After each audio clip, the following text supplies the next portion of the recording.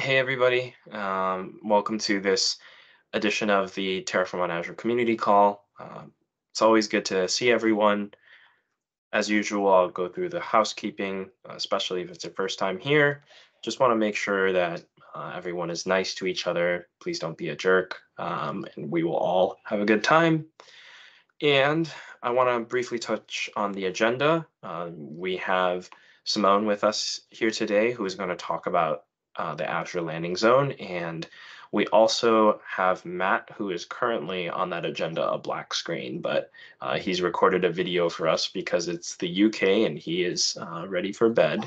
So we will get to hear from him. If you were in the call this morning, then you might have heard him already this morning, but we will quickly go over some of the main points about this community call, and then we will dive into some of the meat of the presentation today.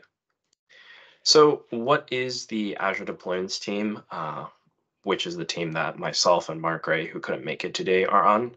Well, really what our team's goal is to make Azure the platform of choice for all IT, all DevOps, all developers.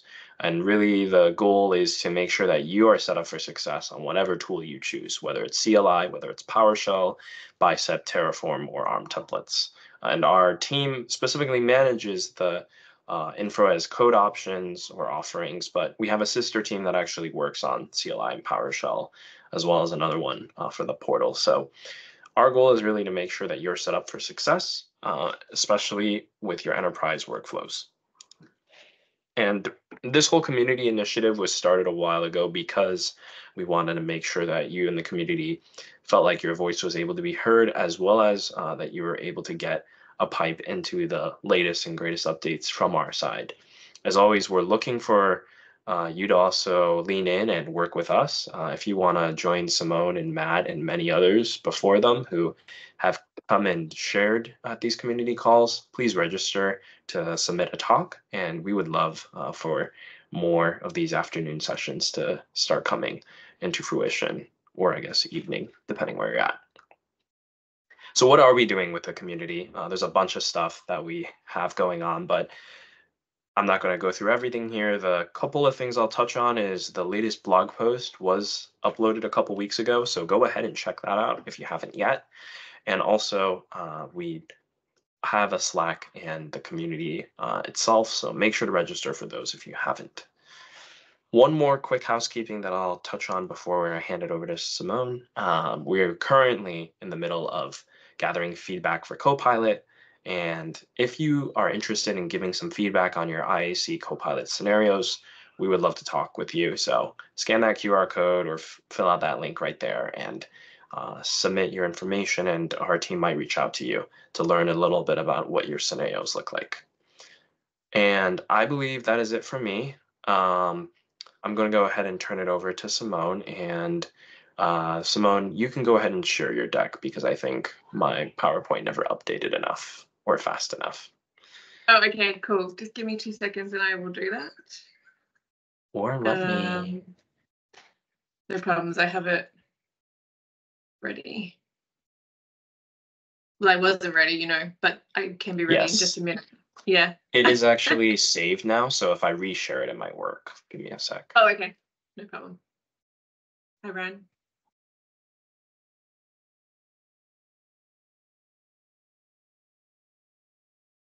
Okay, I think this works now. Okay, cool. All right, I'll let you take it away. Thanks. I'll just take control. So thanks for the intro. I'm Simone. I'm a principal consultant at Arkahna. I recently joined Arkahna from Microsoft, actually, and I spend my time at Microsoft mostly talking about well-architected and cloud adoption framework. And that's what I continue to do at Arkahna. So thanks for joining me. If you have questions, please put them in the chat and we'll get them answered. Or if you think of questions later, you can find me on my socials or hit up Stephen in the Slack channels for the Azure for Terraform Slack channel, and we'll get them answered as well. What I'm here to talk about today is the Microsoft Cloud Adoption Framework, a really quick intro, how you can get started using the Terraform for Azure Terraform modules, and what's needed to make that landing zone that you can create with those modules production ready. or how we do it at Arkahna anyway. The first thing I want to cover off is when I talk about cloud adoption with customers and partners, a lot of the time there's some confusion about cloud adoption framework and well-architected framework. So cloud adoption framework is your end-to-end entire cloud adoption journey. It's everything from planning your company's strategy to what will be migrated, all the way through the govern and manage long-term and iterative processes there, versus the well-architected framework, which focuses on a single application stack and how you can keep that single application stack well architected. I don't know who gave me the thumbs up, but thanks. I love interaction. Cool. So this is a cloud adoption framework. We're not going to talk about well architected today, but happy to talk about that some other time. So you're looking at your strategy, looking at planning. You've got that ready phase where you're going, how do I train my team and what's going to migrate? And then you have the adopt phase, which is where the landing zones and the platform engineering fits in. And then we have govern and manage, which is iterative and keeps going over and over again. I'm laughing at the emojis because I'm very easily distractible. So there's a really great talk by Kelly Shordridge. I think she has the article in that link there. So if you grab the deck, or hopefully you can click on it in the screen. But one thing I really liked about it is that she said the common enemy for all of IT teams, whether you're in security, development, infrastructure, management, doesn't matter. The common enemy is unintended behavior. And that's what we see. All these high profile breaches and outages are generally just something that was unintended. And the way to solve that problem and avoid that happening is to have standardized patterns and to build standardized solutions that apply to those. So I think the buzzword that we use for that at the moment is platform engineering. There used to be like service management or something. There was all different versions of that over the years, but it's still, those standardized patterns are still a really good way to avoid unintended behavior and provide speed, but still be really well architected. And at Arkahna, the specialization that I have in my team is around the landing zones. And when you look at the Microsoft documentation for Azure Landing Zones, it's pretty huge and looks really confusing. And if you show it to customers, they say, oh no, I don't need that much. But I suppose laughing at Stu's comment, I'm terrible. Yeah, but they really do. And I try to convince them that it's because it's scalable and it's manageable and you're future-proofing your environment. So at Arkahna, when we build our landing zones for customers, we start with management groups and that organizational structure. So we have the connectivity, identity, and management groups. So we have the sandbox as one, and then we have our landing zone management groups where we have our workload, subscriptions fitting in underneath those. And then we have the connectivity, identity, and management subscriptions. If we're doing a smaller ISV or a startup, which we work a lot with, in the ISV Success Program, we might collate that all down into one subscription if we know they're definitely not going to expand rapidly anytime soon. If we're working with a company that is large or has a large on-premises environment or large platform somewhere else, there's a really good chance they're going to need to expand as they get familiar with Azure. So we'll deploy this structure for them so it's future-proof. And there's no need to migrate services later and sort of build that new greenfield and migrate what you have, which is a lot of work. We have a govern and manage pillar at the bottom. You can see that overlays everything we build. And that includes things like our budgets, our policy, Azure Monitor, mandatory tagging, all that kind of stuff. And then we have our workload subscription. And then that's where, if we have workload management teams that are different, that's how I usually ascertain they might need a different subscription. Or if they're really large resources that will hit subscription limits. If it's the same team of 3 people that manage all the applications, you could conceivably put them in the same subscription. But it is good to have them separated so you can have different boundaries for security and budgets and third-party access, maybe for vendors that might be logging in. And when we put it all together, this is how our landing zone looks. So it is still kind of a scary diagram, but I think it looks a lot less scary than the one in the Microsoft Docs. And when you break it down, it looks a bit more manageable. One thing to mention is that in our sandboxes, we would advise our customer use the dev test subscriptions because they're cheaper. They have lower SLAs, but they they're a lot cheaper for those sandbox environments, and we have sort of less policy applied on the sandboxes, so you could be a bit more experimental. But our workloads, or anything that needs SLAs, or anything that's considered production, goes into the landing zones with the proper, full-blown subscriptions with support, and then all the policy applied as guardrails. Whoops. So essentially the journey our customers go on is we create the platform using the landing zone accelerators. We create the subscriptions for them, and then we deploy sub-vending so they can deploy subscriptions as required.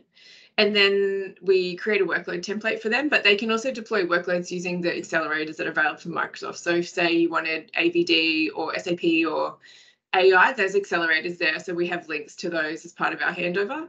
So they have a repo for their platform, they have a repo for sub-vending, and then they have the workloads, and they have a fully functioning environment that's pretty much production ready to go, and they can just start to build their workload in there.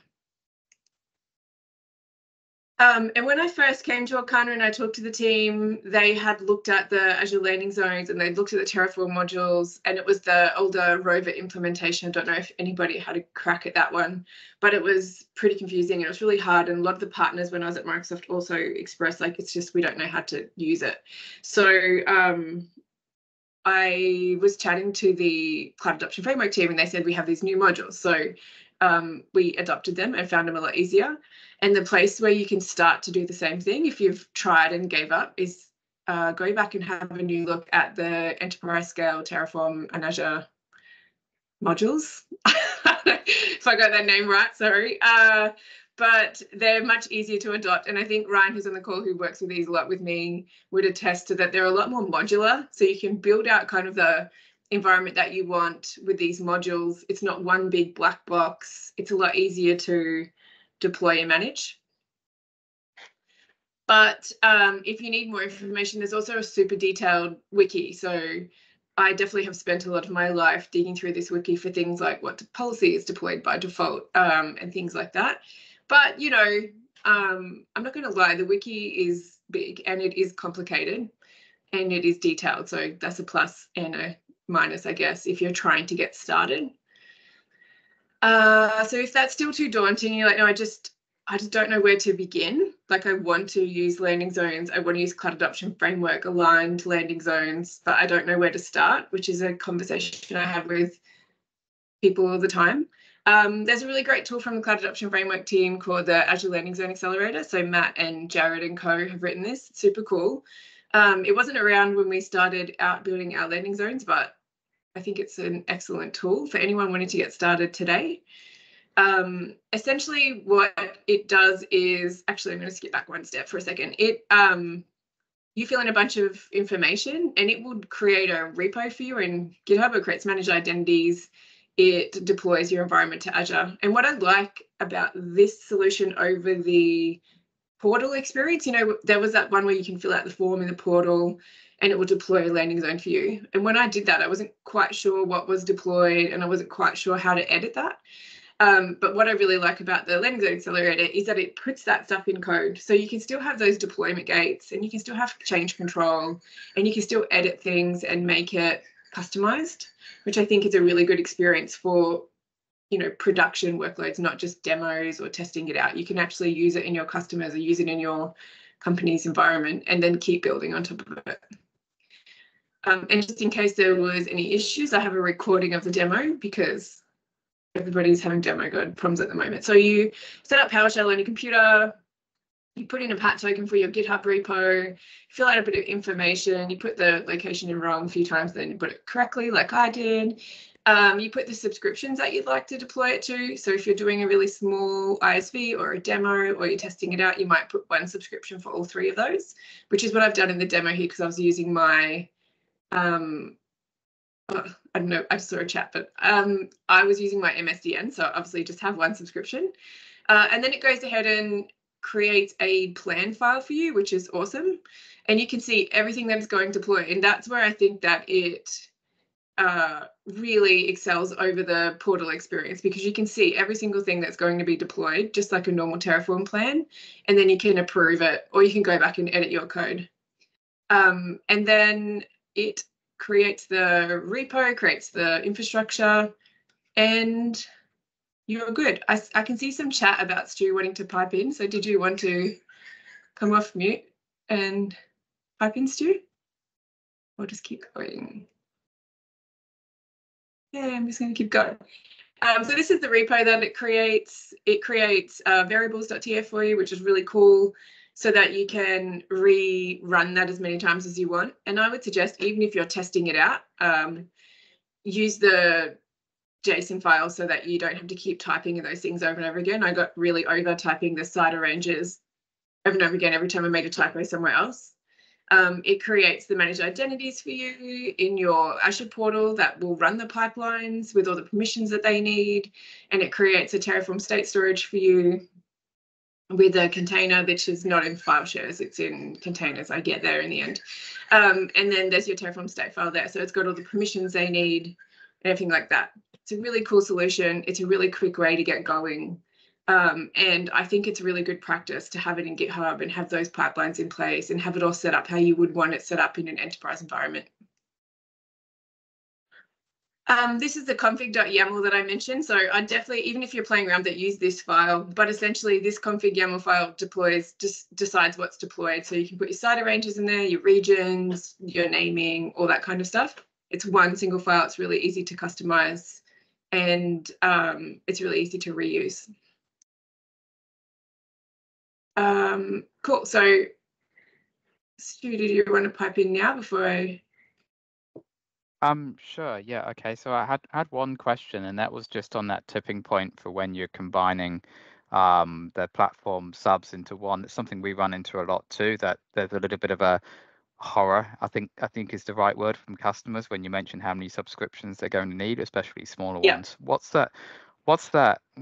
do you use in terms of determining, when that makes sense? What's your criteria? So if it's a really small ISV and they're in ISV Success or Founders Hub, they're limited. I think also on the MCA agreements, they're limited to how many subscriptions they can have. So that's an easy one there, because they can only have what they can have, or they maybe only have a certain amount of credit. So we try and keep it really small. If it's a company that might be acquired or merged or has a big environment elsewhere, that there's a likelihood it's going to migrate to Azure, we would explain the subscriptions don't cost any money and they're not hard to manage anymore. And sort of when you step it out into, when you break it down and don't just show them that huge big diagram, it's a lot easier to convince them. So I try to think about how would I future-proof it for them, and if there's any limitations around their agreements with Microsoft. Yeah, the other big one that we see also is around the policy. I think that's the other thing that freaks people out when they use the ALC is that big number you get at the bottom where it says, I'm going to Terraform plan 240 items at least, and that's before you do connectivity. And then, but when you sort of say to them, hey, okay, well, a lot of that is just all the policies and the role assignments which drives the policy. You can take that out, and it's about 40 items, I think, then. And we often use that as a bit of a mechanism to go, hey, don't be scared. It's not it's not going to cost you an arm and a leg to run this thing. Yeah, that's why this number is so big, sort of thing. And most of them are private DNS zones, I think, when you get that that big too. 3,000 items. So you could just exclude those at the front. I think Ryan in ours has turned off all those private DNS zones by default, so it's not a 10-hour pipeline every time we run it. But yeah, it does look scary. That's why I think it's good to say everybody builds their Azure environment this organic way where they're like, oh, I need a VM. Oh, wait, I need a VNet. Oh, wait, I need a subnet. Oh, wait. And then they just build this organic thing, and then they have to eventually build a greenfield environment and migrate. So it's really good to say, like, you're going to hit this. Everybody does this. That's an anti-pattern. Start with this scalable, future-proof environment that you don't ever have to rebuild. But yeah, the policy, sometimes it is scary, and it depends. If they're a really small customer and they have 3 staff and they're an ISV and they're like got nothing in the market yet, they don't need an enterprise grade solution. But I still tell them, like, if you suddenly blow up, you might need to build again and migrate. Yeah. don't know if that helped. And I guess it also Sometimes, depends if yeah. they're using EPAC too. That's the other from Yeah. a policy Yeah, perspective. Yeah. Have you well, what's your experience with the new ALZ provider? I know it's not production ready yet, but we've started experimenting it and found it a really good way to simplify a lot of the management resources. I can see Ryan furiously typing. He's my colleague, and we've just started adopting them. We just haven't done the management one yet because I think it's not quite ready. Or the core one. I can't remember. One of them is not quite ready. But yeah, we've adopted it and like it a lot more. It's a lot more granular, a lot more modular. Yeah, we started to use hub networking. Yeah. Just to chime in on Ryan's behalf in the chat so that recording folks will know. It sounds like you guys have started using the hub networking module, but have not cut over to the ALZ provider yet. So yeah. So what we do is follow the roadmap for the Matt White's team with the CAF for Terraform. We check their roadmap and we kind of align what we're doing with that as best as possible, so we don't go off and build something that's in a different vein, and then we also don't build something that they're about to build themselves. Deprecate. So we can just contribute. Yeah. Ditto. Yes. Yeah. I better keep going, I guess, because I think I was only meant to take out 15 minutes, but I'll whip through this last little bit. So this is how at Arkahna we make our landing zone production ready. So having the landing zone is awesome, but then when you go to put a workload in there, you'll realize there's a little bit of work to make it production ready. And that could be around, backups or in-depth monitoring or detailed security, things like that. So there's some great documentation on the Microsoft documentation pages that steps you through what you need to be production ready and all the things you should consider. And just as we were discussing then, some of that stuff might not be relevant. Some of that stuff you might not need if you're an ISV. For example, our small ISVs don't deploy Sentinel because they're small and they don't know how to use Sentinel and they don't have a security team to manage it. Whereas our larger enterprise customers are pretty keen on using that because they have a security team. So you can look through that and see what you need to make your environments production ready for you or your customers. At Arkahna, for production readiness, we have the following. So we have subscription vending as a repo and a detailed README on how the customers can vend new subscriptions quickly. And then each subscription they vend comes with pre-configured action groups, advisor alerts, logging and monitoring, some catch-all backups that are deployed using policy if they forget to add backups to things. Obviously, Azure policy and guardrails around security and where they can deploy things. Budgets, a security baseline. Sometimes we'll have more resilient or multi-tenant deployments. And then we have a code space and a template repo for them to get started straight away without having to know how to install all the Terraform tools and developer tools and Azure stuff. It's just all there in the code space so they can start to use it straight away. So again, that's how ours looks. And each of those subscriptions that you can see on the screen there have those action groups and automation accounts and all those things already pre-built, and the govern and manage is built into our standard deployment as well. Oh, and that's me.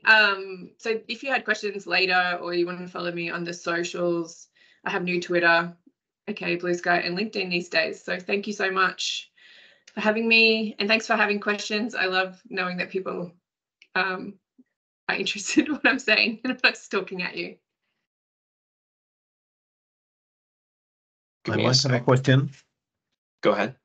Yes, I mean, this is mostly for greenfield implementations, right?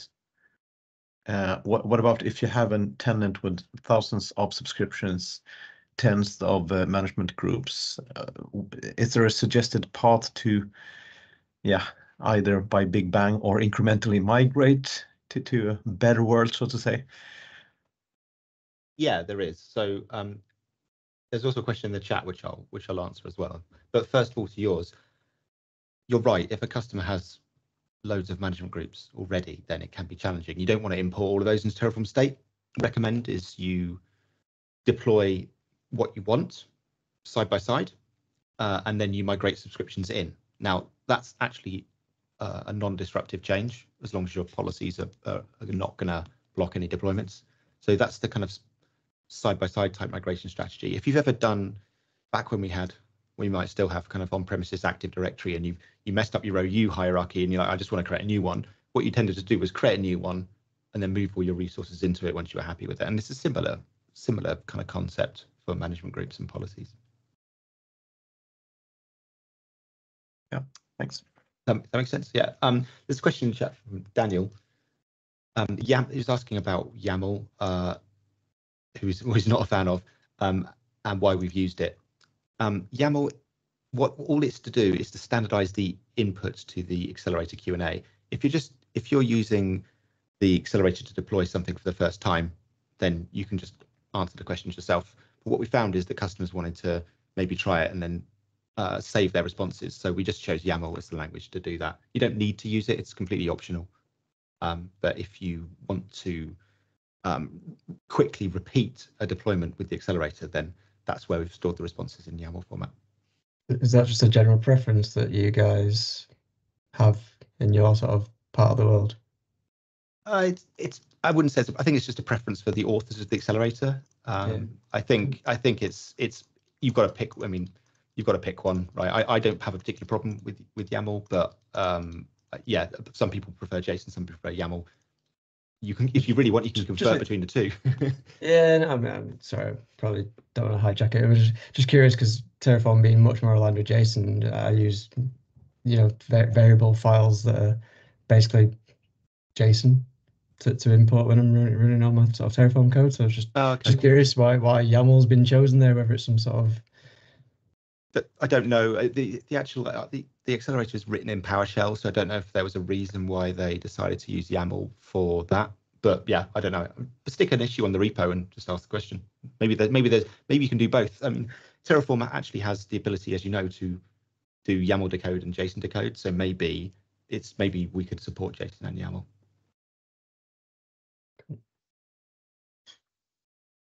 If there are no more questions, I will turn it over to Matt, and then Matt, if you don't mind just taking control of the deck, you should be able to present from there.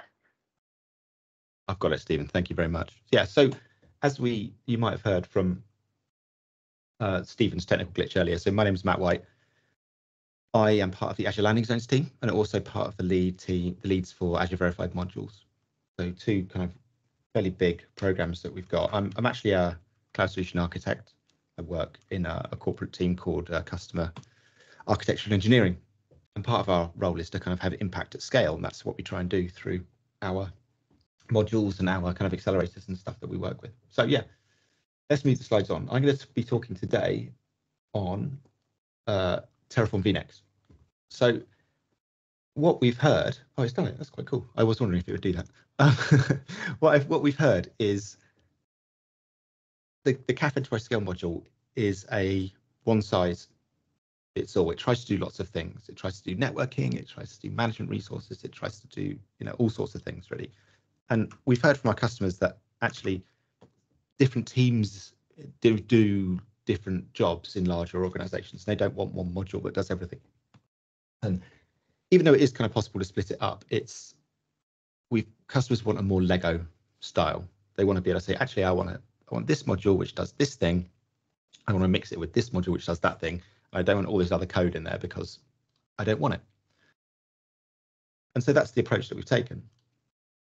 We have a new pattern module which is part of Azure Verified Modules, and it is responsible for deploying the management groups, the policies, and the associated role assignments that go with that. It's got some extra features that we didn't have in the CAF Enterprise Scale module, partly because it's too difficult to implement in Terraform and HCL. So because we've written our own provider. Doing so, we can write a lot more tests. We can be a lot more confident that the code does what it's supposed to and do a lot more complex things. So, for example, one of the things is when you deploy a policy that's like a deploy from exists or a modified policy in Terraform, you need to do some role assignments for that. It's easy to do the role assignments at the scope you assign the policy because you know what that is. But actually, some role assignments you need to apply at different scopes because they might be for resource IDs that come in the form of parameters. And actually the logic to work out where those role assignments are is it's not complex, but it's just a lot of iteration. So you've got to look at the policy assignments that you're assigning, then look at the definitions that you're using. And if that's a policy set, you've then got to find out all of the reference policy definitions that are inside that set. Then look at those parameters and make sure if any of them have got the metadata permissions, metadata set for assigned permissions. So once you worked out all of that, you need to take all the information out and then create a set of role assignments at different scopes and do that. Now that's relatively simple, writing that in Go, but writing it in HCL is pretty horrific, and you end up with lots of cycle errors, and it can be pretty challenging.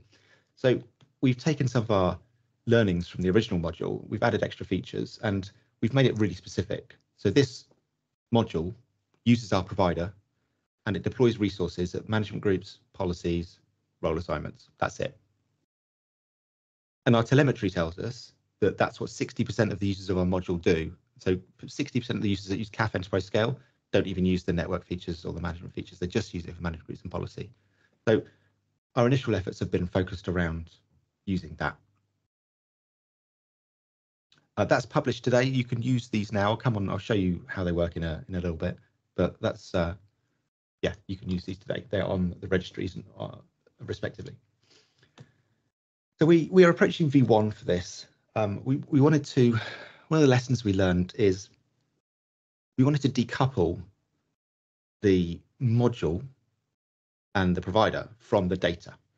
So at the moment, if you use CAF Enterprise Scale, you'll know that the policies and kind of the library of policies that it uses is baked into the module. But so if you want a bug, if we have a bug in our module and you want to fix that bug, you also have to upgrade to the latest policies, and then you have to have some quite complicated configuration if you don't want to do that. So what we have decided to do is separate that out.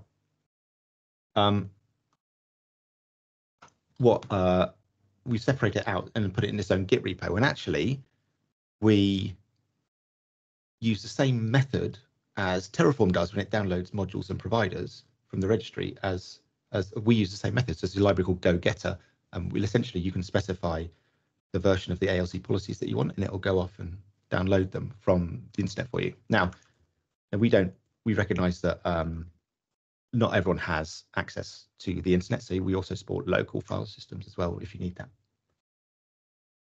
We also wanted to reduce the number of ways there is to do something. One of the kind of features of the current CAF Enterprise Scale module is there's more than one different way of doing any one thing. So we try to make sure that we're trying to reduce that to avoid complexity when customers go to implement it, because you could have sometimes override things in like 3 different places in the current module, and that just meant it was really hard to use. So yeah, we are pushing through. We are also going to, there's one more thing on our list essentially before we go to V1, and that is we want to further decouple the data from the logic, and that is we've got this concept of well-known policy assignment parameters values, and that's a long-winded way of saying, like, I've got a default log analytics workspace ID, and I want to put that into these 7 different policy assignments at this parameter value. So we can codify that, and we can say, okay, well, if we put that in our library, then we can simplify the inputs for you, the consumer, and say, look, in all the policies that accept a workspace ID, if you can just supply that information once, and we will then manage the mapping of that value into the policy assignment and the parameter value. So that's going to be defined in code rather than at the moment it's, I say in code, that's going to be defined in JSON, which I'm sure Daniel will be happy with. And then we are going to take it out the Go code where it is at the moment, which is obviously quite difficult to maintain, because every time you want to change it, you've got to release a new version of the library, and then you've got to then upgrade the provider, and it just got really hectic. So yeah, we're going to drop that out and bake that into the code, into the JSON format, and you can customize that yourself as well. But yeah, that's kind of deep tech, a bit of a technical insight into our pathway to V1. We're hoping that that's going to be end of the month, although that's now rapidly approaching. So maybe might seep into April, but that's the kind of timescales we're looking at. So pretty soon. Going back to the kind of the Lego bricks approach, we have got the AVM pattern module as well, which does the management groups of policies. We've also got a management module which does the log analytics workspace automation account and a set of solutions which you can customize to deploy. We've then got, in the kind of candy store analogy, you can choose your own networking. So you've got hub networking and virtual WAN are available now, and also a VNet gateway module to go on top of the hub networking module in case you want to do that. So yeah, a real choose your own adventure style. Obviously, this does get a little bit more complicated to implement, but that's where the accelerators come in. So we've already got the vNext with hub networking in the accelerator. You can deploy that today. That's working. If you want a really good, really easy way to get started, then the accelerators is absolutely the way to do that. I can see there's a question, but I'm just going to finish the slides and then I'll come to the question before we dive into the kind of demo stuff. So yeah, demo, you can use this now. It is before V1, so there will be breaking changes. The last feature we have to implement will mean that there are going to be some breaking changes. So yes, you can use it now. We'd love your feedback. We are getting feedback as well, which is fantastic. We do recognise that we need to provide more documentation and examples, and we are working on that. But we want to get the actual code features complete first before we do that. And obviously, we need to talk about the migration story as well. So as I mentioned before, for like customers are a brownfield, then managed groups and policies are typically just a side-by-side migration and move your subscriptions in. For networking resources, for those that have used the networking features of the current module, we are going to provide some sort of tooling to help with actually, obviously they're not resources that you can easily create and destroy or destroy and create. So yeah, but managed groups and policies, straight side-by-side migration, which is going to take into account for most of our users, most of our customers. Yeah, so Alexander raised the question, how well does the new ALZ provider handle new future policy definitions initiatives as they come out? So the Azure Monitor baseline alerts. So you can actually deploy these today with the CAF Enterprise Scale module and also with the new vNext stuff as well. If you've got custom definitions that you want to deploy, you can just drop them in a library, in a local file system library. In the future, we hope to have Amber available as an option in the online Azure Landing Zones library. So by default, you'll get the ALZ default platform stuff, but these libraries are iterative, so you can just add more on. So adding the Amber stuff will be as easy as a single line in your provider configuration, which will tell it to go and download the Amber policies from the online repo. In terms of EPAC, Enterprise Policy as Code, that is. So EPAC provides some additional features over and above that which Terraform can support. So things like Terraform, things like knowing that updating the definition means you have to go and delete the assignment first and things like that. That's what EPAC's good at. So we're looking to get more of those features in to the provider and into Terraform, but we see them as a choice that you make. If you want to go down the EPAC route, then you go down the EPAC route. If you want to, you can still use this module just to deploy management groups, but if you want them, you can either choose to manage your policies with EPAC or with Terraform.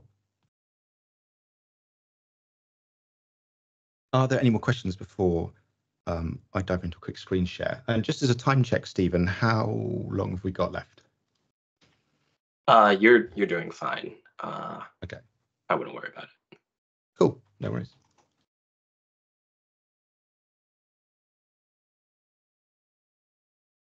Okay, if there are no more questions, I'm going to stop that.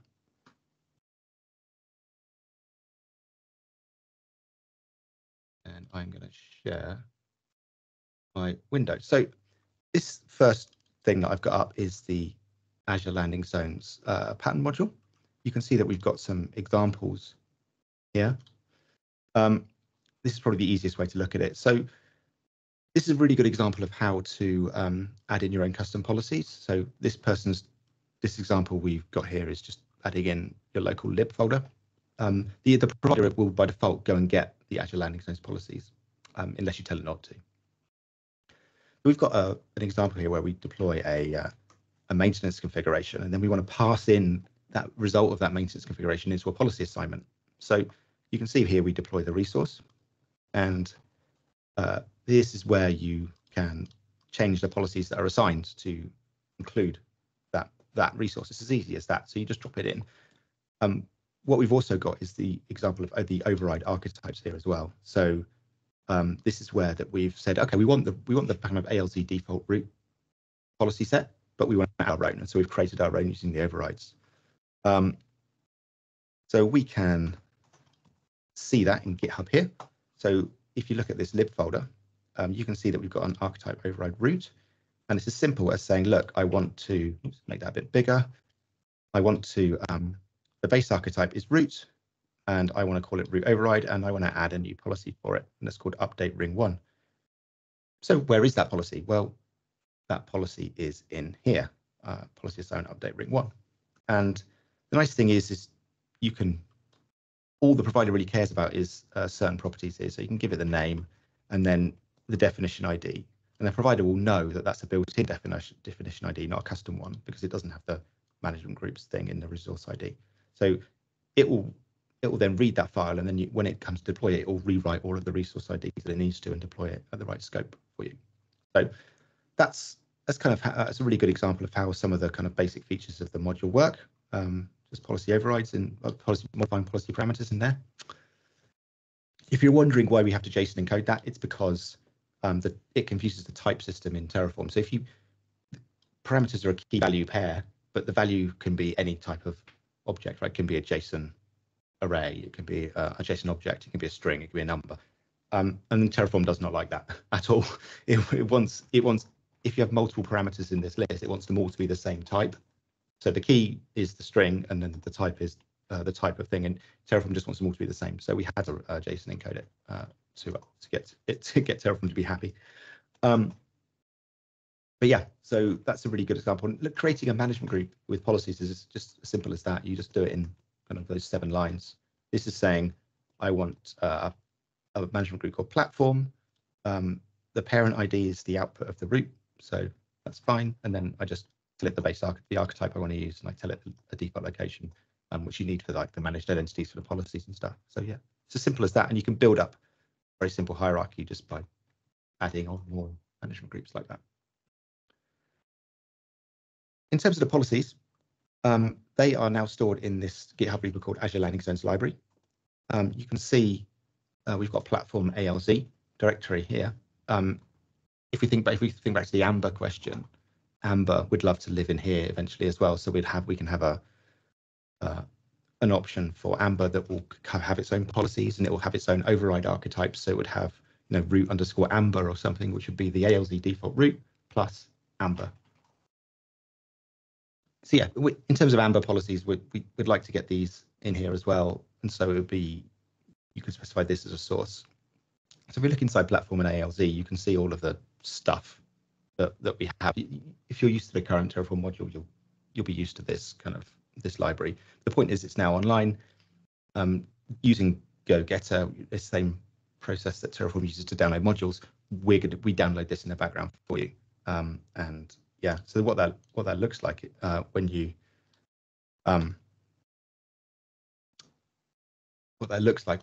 use VS Code and actually start using the module is so this is the module. If I look at the examples here and I look at this one that I was using earlier, if I just zoom in slightly so you can see it, you can see that because I've used the module before, I've got this ALZlib directory, which I've hidden with my git ignore. And if you look at the 0 folder, you can see that's the first ALZ library.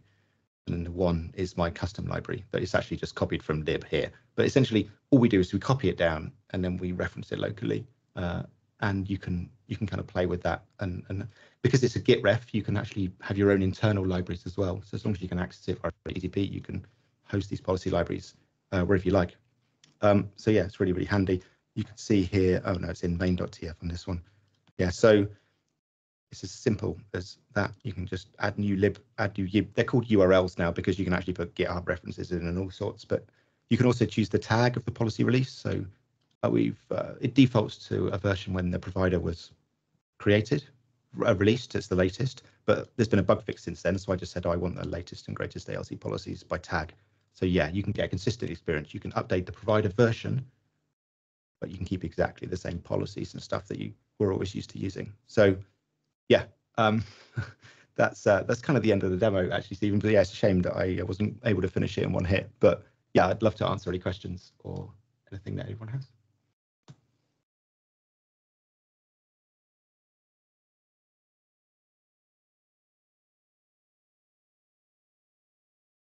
There's a question on Azure M4 from Jeffrey. I don't have any insight into that, Stephen. Do you have anything to share?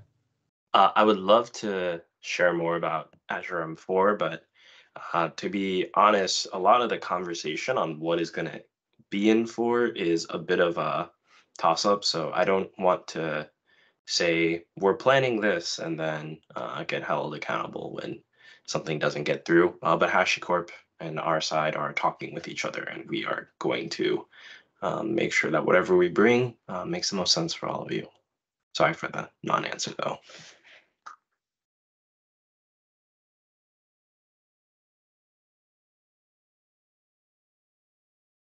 Any other questions?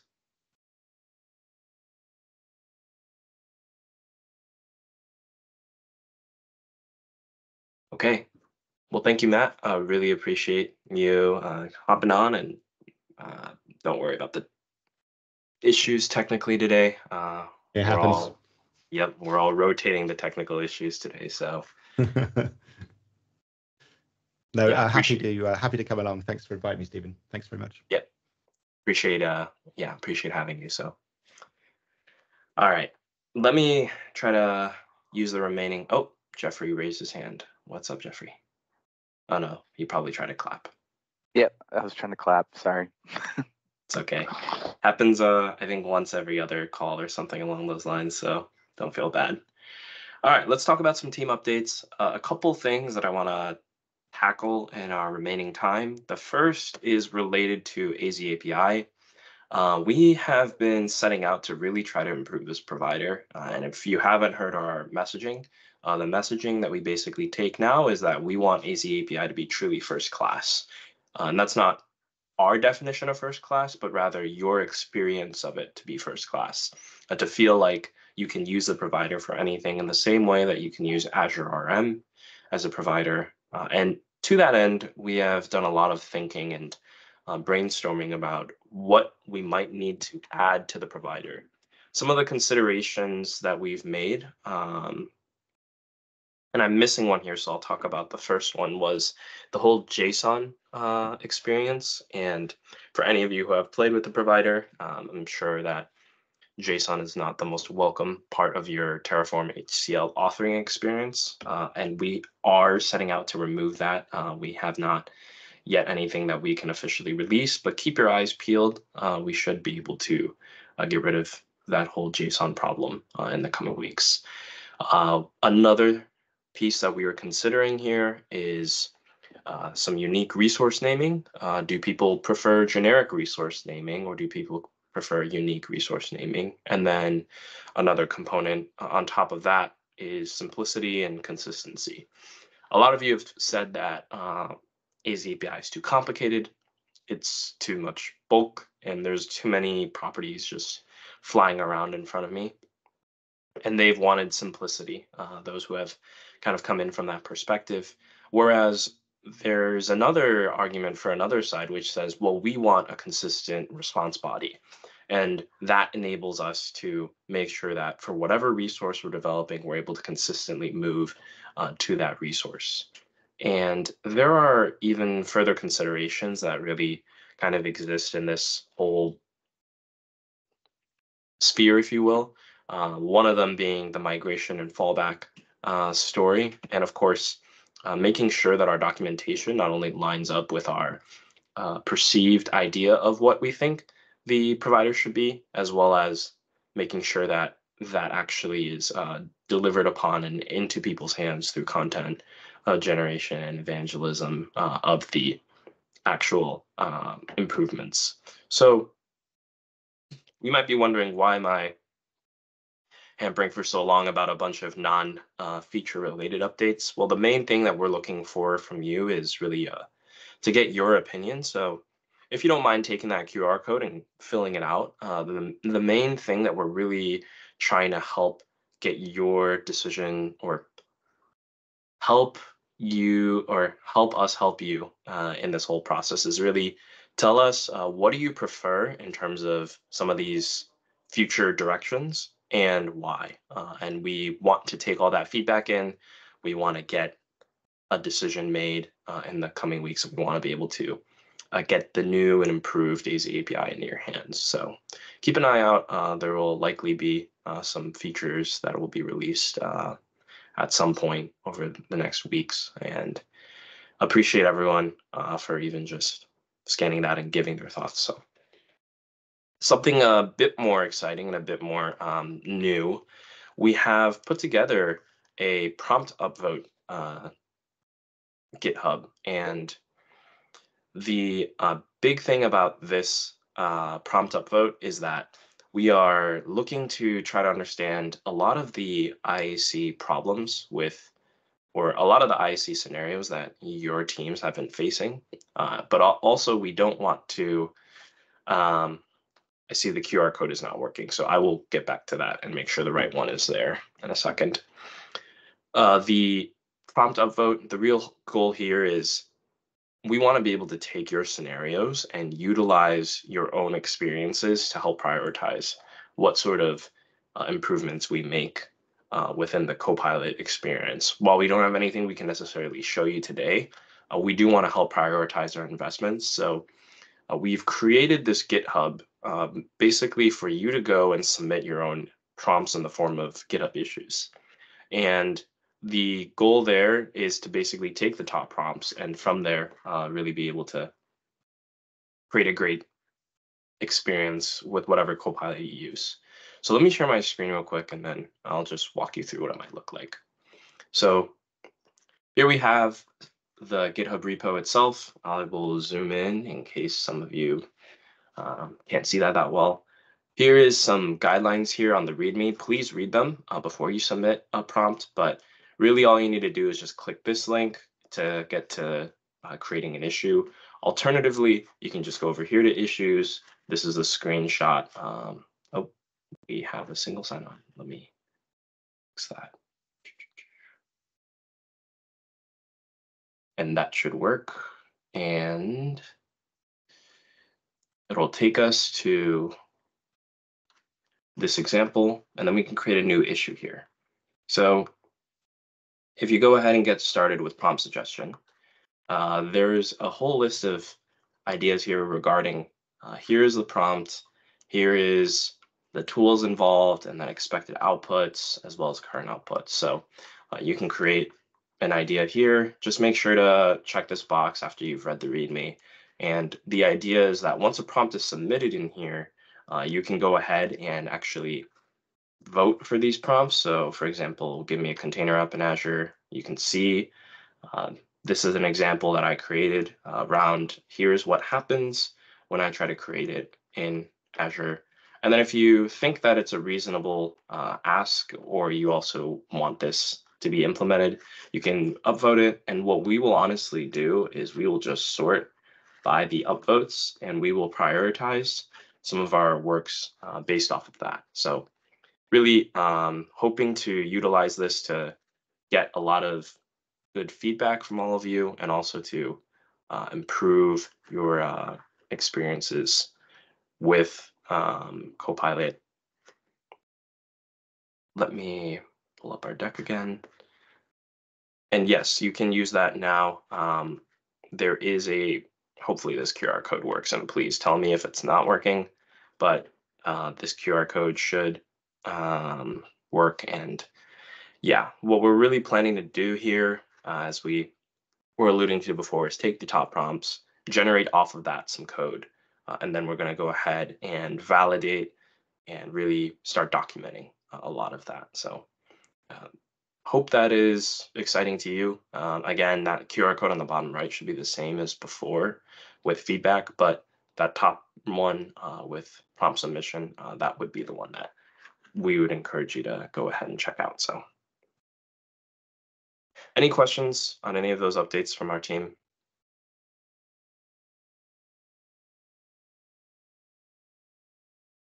Okay. Well, I don't have too much time left, so I don't want to hold people longer than they need to be here. We will just go ahead and end it here. Thank you everyone for coming out, and I will go ahead and try to paste in the chat a QR code while we're wrapping up. So